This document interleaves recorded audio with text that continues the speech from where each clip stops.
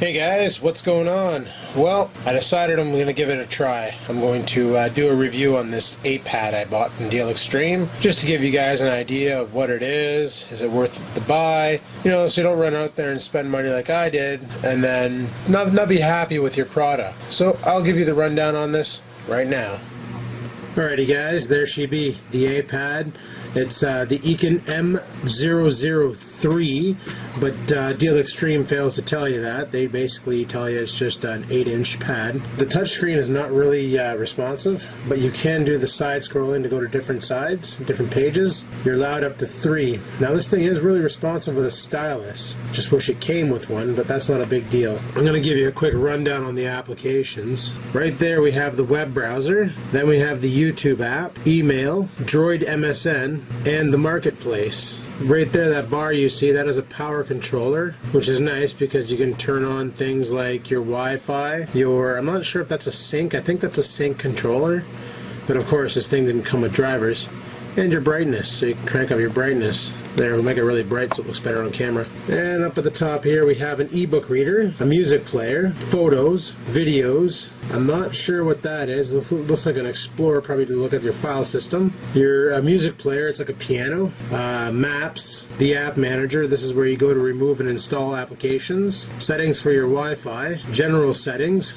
Then down here we have Skype. I'm not sure what QQ is. I'm not sure what this Fidion is, or Fring for that matter. I have no idea, but it comes pre-bundled with it. What I'll show you first is in the general settings here. So we'll go into settings. Yeah, I'm using a Sharpie to do this. So you have your wireless control, which you can get to right on the main page. Sound and display, security settings, applications, card and storage, date and time, locale and text, search, so you can search for settings, and about the device and the touch panel calibration. We'll go to about the device real quick. Basically up here you have the status of the device, the battery status. It says discharging, it's at 64%. Here's your MAC address for your Wi-Fi, so if you're using a router where you're MAC filtering, this is where you get it. And this device has been running now for 9 hours and 17 minutes straight. Okay, up top here there's a little back arrow. When you hit that, it brings you back to the previous page. Battery usage is kind of cool too, because it tells you exactly what on your system is consuming the most amount of power. Right now the Wi-Fi is destroying my battery. Sorry for the blurriness guys, and hoping you can actually see this well. Alright guys, back on track. The device being idle consumed 35%, the display is consuming 15%, and me checking my email every 5 minutes is consuming 3. We'll go back here. One of the things I'm having a problem with, first off, when I bought the device, the power supply it came with was pooched. The fuse inside the power supply blew, so I replaced the fuse, and then sure enough the transformer went right after. So I decided, okay, enough with this. I ran out to the source and bought a universal. That solved that problem. I can charge the device now.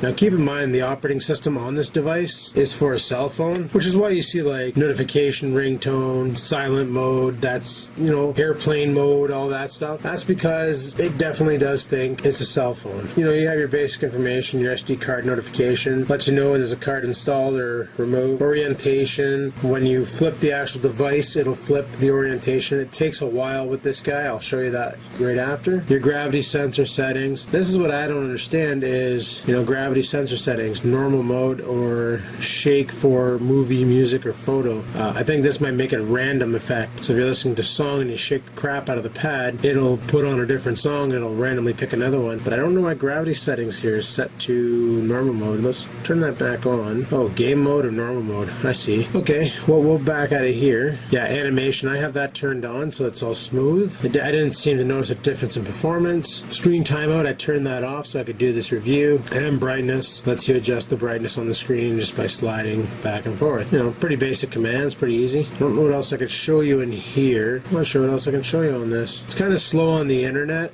Actually, it's kind of slow in general. We'll go to here to internet.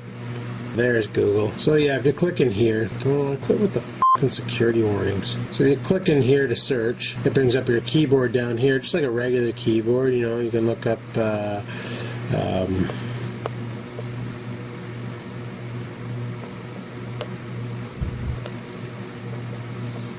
And once you have what you want typed in, just hit the search button here. I found it works. And it takes its time. It is on the wireless, but yeah, so there you go. And then you can just scroll to browse. So yeah, even the scrolling is really choppy. You can tell that, right? It ain't no iPad, but then again, it ain't no price of an iPad. So what do you expect? For the one thing I wanted to show you guys that I'm not impressed with, I don't know how to fix it, but the App Store down here, because sure enough, I bought this device from China, from DealExtreme.